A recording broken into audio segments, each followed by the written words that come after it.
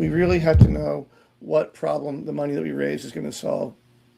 It looks like my microphone might have been muted. So what I'm actually going to do is I'm just going to start again. So so let's start again actually. Hey guys, my name is Charlie. I'm in St. Augustine, Florida, and welcome to the live webinar on fundraising best practices. I'm a former band director. I taught band in the Clay County area and in St. Johns County as well, which is Northeast Florida. 11 years ago, I resigned from being a band director and started helping teachers with their fundraising. Today, I'm going to share some ideas about some of the best practices in fundraising in ways that on your next profit check, you can double your results.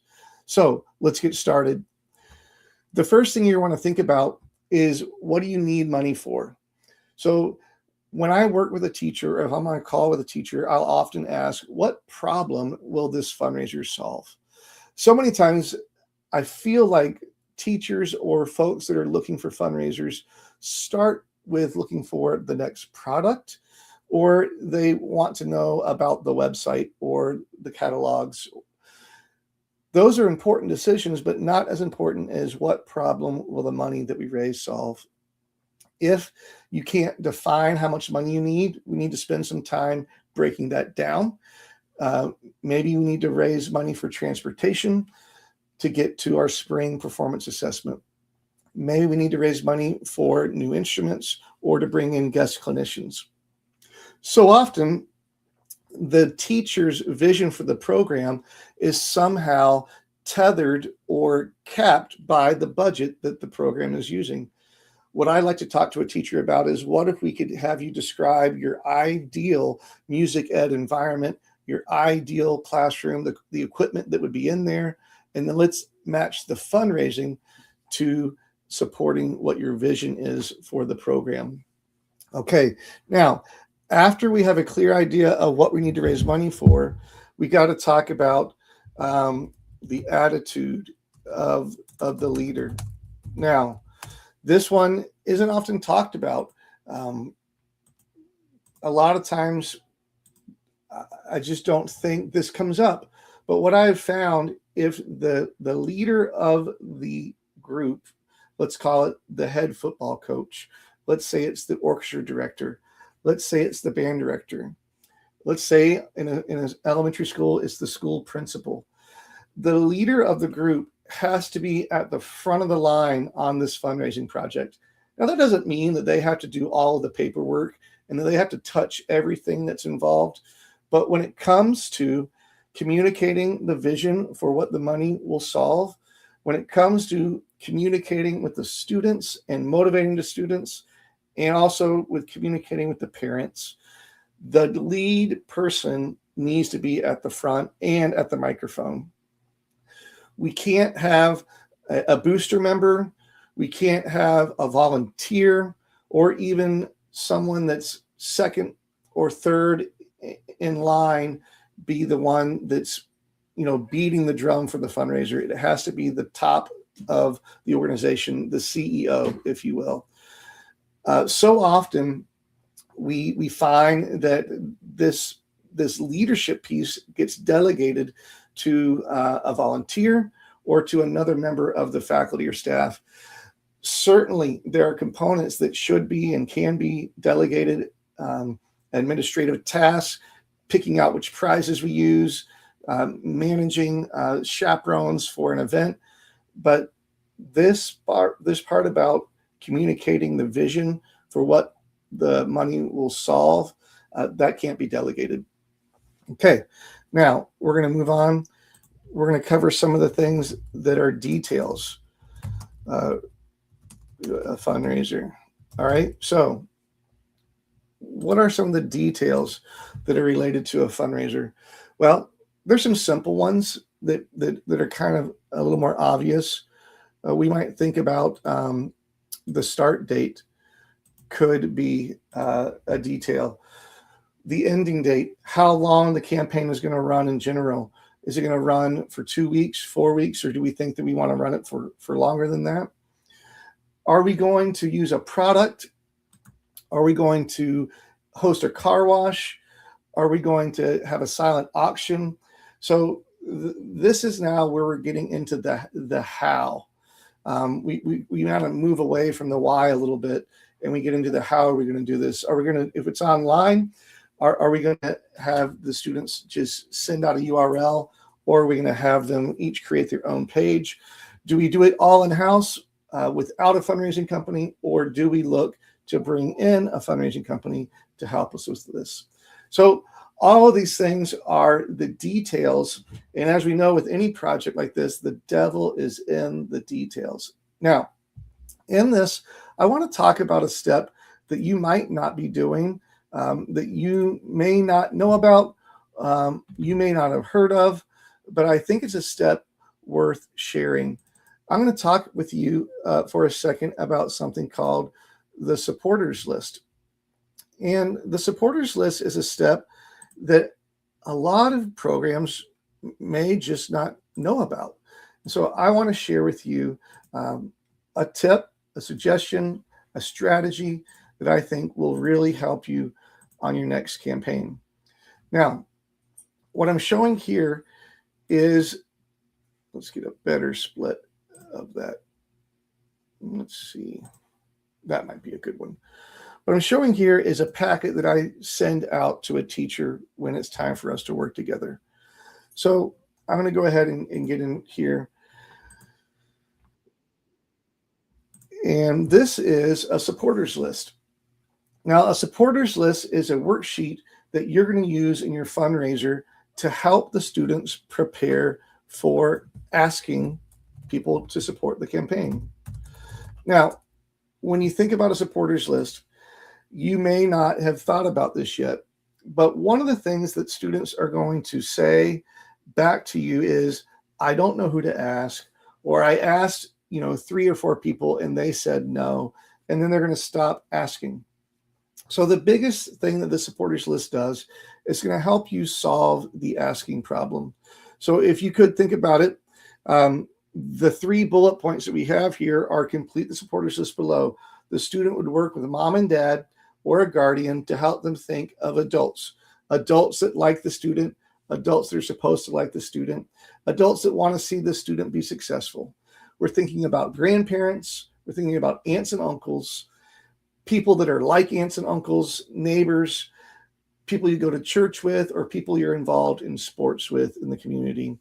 You're going to work with mom and dad to think about maybe groomsmen and bridesmaids. These are the type of adults that would support a campaign like this. So in the course of about 24 hours, the student would fill out their supporters list. They do need to have that person's name, their email, and their phone number. If the student knows the fundraiser is starting in a few days, they could go ahead and start to ask this donor or let the donor know that the fundraiser is coming. Now, on this particular worksheet, I do have a strategy called the soft launch. Here's what we would do with this worksheet and the soft launch. For a soft launch, you would tell the students, say on a Monday, that they need to start working on the supporters list, and our fundraiser is starting on Thursday. So the soft launch would begin 3 days before the start date of the fundraiser. During the soft launch, the students would work on the supporters list, and they would start to register for the campaign. Now, when they register for a campaign, if you're using a company like Simple Raise, the students are going to create a fundraising page that they could then start sharing with their supporters. The way you motivate participation in this is by offering incentives and rewards that are only available during this early bird or soft launch time period. So the strategy here is to have a soft launch. We'll call it 2 to 3 days before the start date. And that's the step that we're talking about and introducing here that's really going to help you move the needle on the results. What we tell the students is the goal of the soft launch is to hit our fundraising goal by midnight of day 1. Hit or pass our fundraising goal. We'll say it as by midnight of day one of the fundraiser. And that is what we're talking about when we say that would be the goal of the soft launch. Imagine if instead of waiting until the end of the 2 weeks to hit your fundraising goal, if you could hit your fundraising goal on day one. Now, the second part of this packet is going to be helping you communicate with your parents and the stakeholders. This is a parent letter. I'm just going to zoom in a different way here so I can make it bigger so that you can see it. So on the parent letter, we are having the students take this home with the supporters list on the other side of the paper, and they are going to give this to mom and dad. It has a video at the top where the supporters, the parents can watch a video that goes with this presentation or with this fundraiser.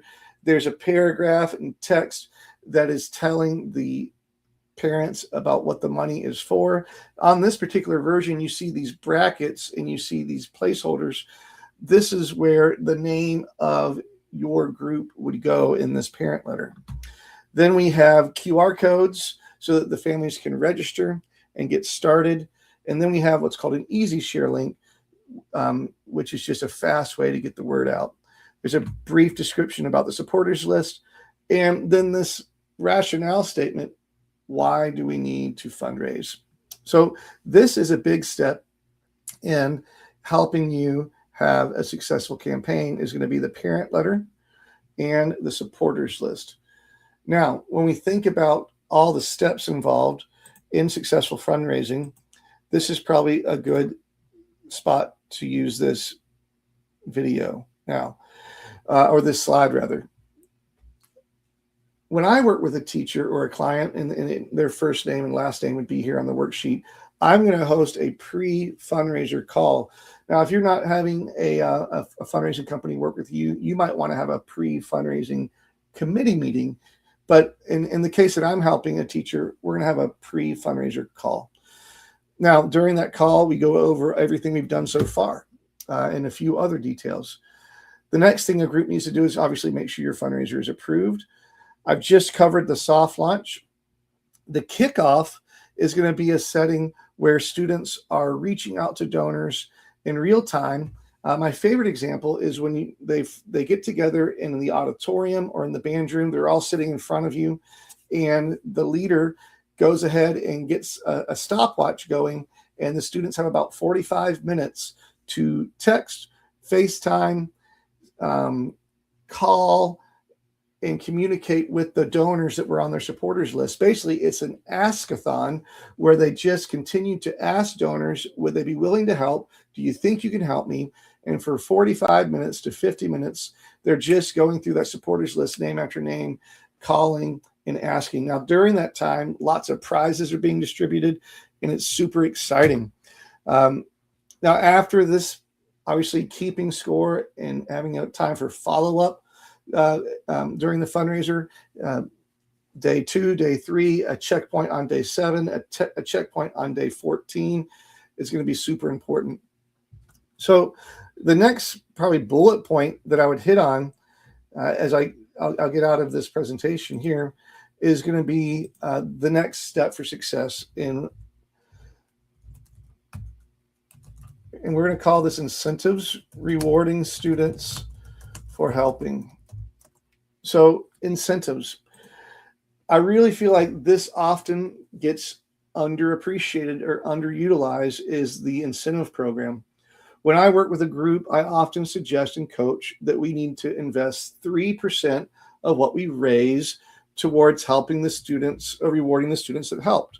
So 3% of the total raised is a safe incentive budget. We're going to put it that way, okay? So 3% of the total raised is a safe incentive budget. So what does that look like? Well, per $100, that means that we're putting aside $3 to invest in the incentive.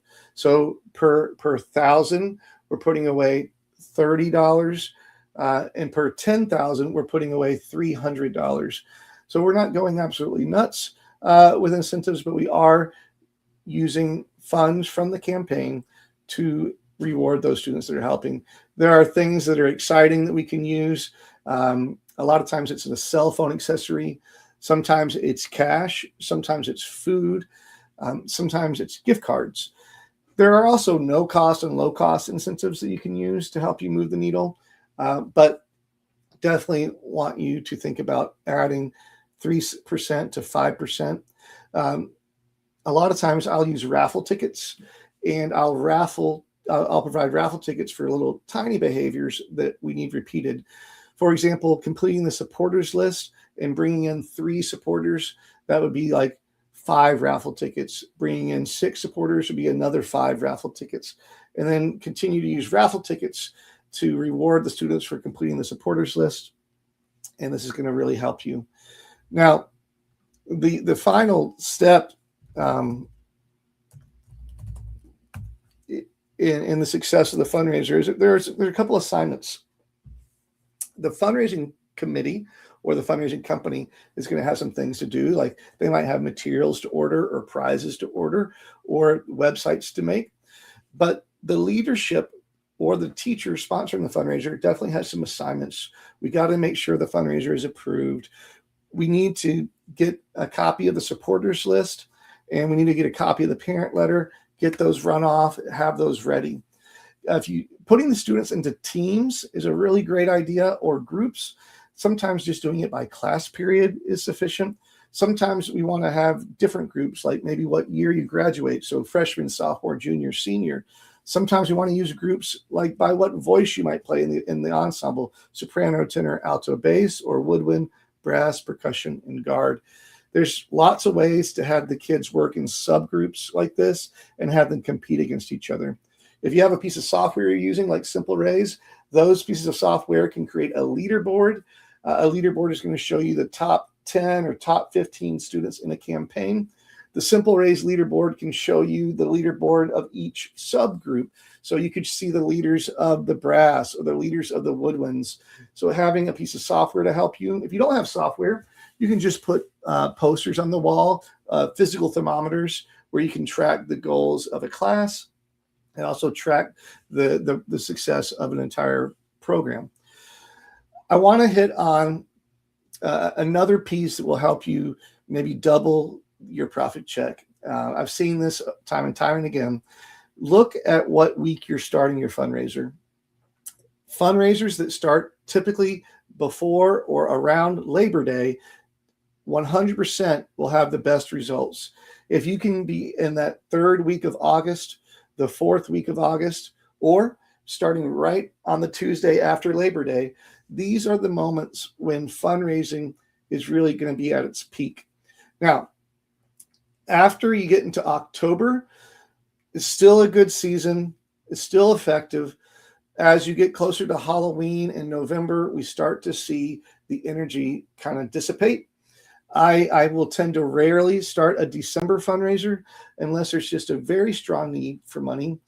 Or the reason you would have a November or December campaign is if that is when a student learns that they've made a certain team or they're on the list for an organization and they find out right then. So that's really the other best time. Like if a list is being posted on who's going to be on the winter guard or who's going to be on the volleyball team, that moment that they find out that they've made the team is when that supporters list and parent letter is best handed out. Now, the other part of the calendar that you want to consider is right after the new year, maybe the 2nd week of January and wrapping up by Valentine's. I find that as you get into March and April, that you start to lose the attention of your 8th graders or your seniors, and they're just not going to participate. And so you're spending a lot of energy, but a quarter or so of your organization is probably not going to participate in the fundraiser. All of this is meant to try to help you take your profit check from whatever it is to double. Now, there are 2 P's that you're looking at, the 2 P's of fundraising. All right, so let me just go over those with you. We're going to talk about the 2 P's of fundraising: participation is going to be the first P. So participation is the number of students that raise $1 or more over the number of students that are in your program. That's how you get that participation percentage. So if 50 students raise $1 or more and there's 100 students in the program, we're at 50% participation. The way that you get that percentage to go up is by having some sort of a prize program that is associated to asking 3 to 5 adults. You don't necessarily have to reward that you get your first donation. You really could reward that you've asked 3 people. Typically, if a child would ask 3 to 5 legitimate adults, they're going to get at least one yes from those people, from one of those people.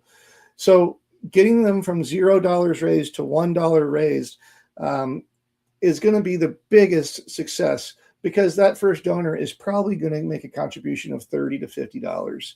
And if you could get another 50 kids to raise $30 to $50, well, that's one way to double your profit check.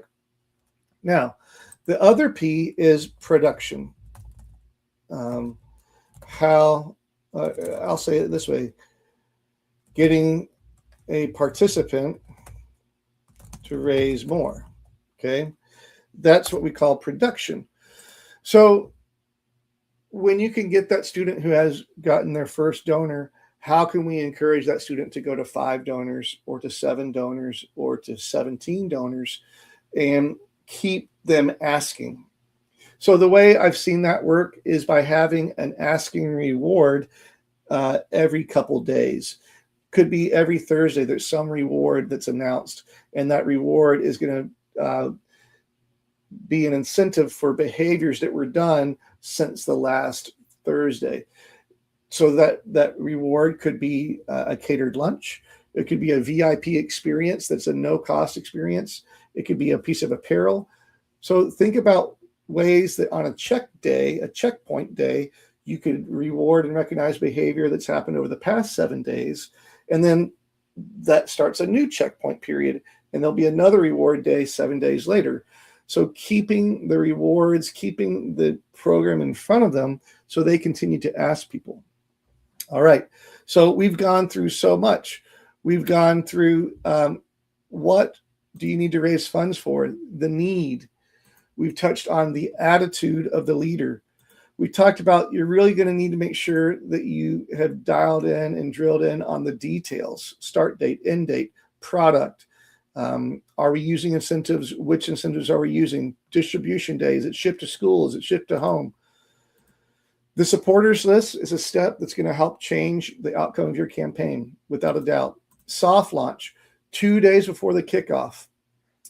Having the students get registered, start asking people, and start raising money 2 days before the kickoff, and then have that target to hit or pass your fundraising goal by midnight of day 1 of your fundraiser. So incentives, we touched on some things you could use, but the importance of using and thinking about 3% of your total budget, that would be a safe budget line for incentives. And then we covered the 2 P's of fundraising: how to monitor participation and some strategies to increase participation. And then once they do participate, how to get them raising more than you expected. Now, I'd like to show you some of the things that we could use in a fundraiser. And by that, I mean fundraising products. So in some, so I want to pull up some of the options that might be great for you for a fundraiser right now. Now, this is a platform that I represent called Simple Raise, and this platform might be a fit for you. It might be just the right way for you to pull this off and be successful. So here is an example of a Simple Raise store for a fake school that I made up called Rankin High School. Now, on the Simple Raise store, we're in the all items category right now. We could do a donation campaign. Now, in a donation campaign, you'd have a place for some video, a place for some text, and the donors would be able to add a donation to their shopping cart. With Simple Raise, the groups do keep 100% of the donations. So if Grandma gave $100, you would be keeping $100. Now, we can do all types of donation campaigns. We could do a calendar campaign. We could do all different versions of a donation campaign. Now, I wanted to show you some product offerings that we've added to Simple Raise that might be a fit for your program. Lucky Goat Coffee is roasted in Tallahassee, Florida, and this is an example of a Lucky Goat Coffee fundraiser. If we go with the Southern Pecan, we click into that, we get a picture of the product, a little text about what the fundraiser is for, and the donor can add the Lucky Goat Coffee to their shopping cart. If they wanted to add a different blend, maybe they'd like to get a bag of decaf, they can come to the decaf page and they can add a bag of decaf to their shopping cart. Now, one thing that's unique about the Simple Raise platform is that it's a store that can do a lot of things. So maybe there's an apparel store for your program, and the child is going to go ahead and get their shirt for the year, and we only need one, so we could add the size small to our shopping cart. And then there's other fundraising options here as well. I have a couple of cookies and I have some chocolate. All of this is happening on the Simple Raise store. So when it's time to check out, the donor jumps over here and they check out. And Simple Raise is a free platform. The way that we stay in business and operate is through gratuities and tips. So the donor would be able to offer a tip of their choice as they check out. There's also a feature for a custom tip if they'd prefer to do that. And then they check out and fill out the rest of their shopping cart. All of this is available on Simple Raise, which is a platform I can bring to you and help you with if that would make sense for you. Well, I wanted to sign off. Let me just find how to jump out of here. Thank you for taking the time to check out this maybe extended webinar on Fundraising 101. I hope that some of the concepts or thoughts that I shared with you today would be helpful to you. If you would like to reach me or schedule some time together, you could do that by shooting me an email at charlie@simpleraise.com. I'm just going to put this on the screen so you can see it there. So charlie@simpleraise.com will be a great way for you to reach me. Just drop me an email. I will respond, and then we can schedule a time together. Thank you so much for your time today as we talked about some fundraising best practices and some ways for you to double your profit check. Have a great day.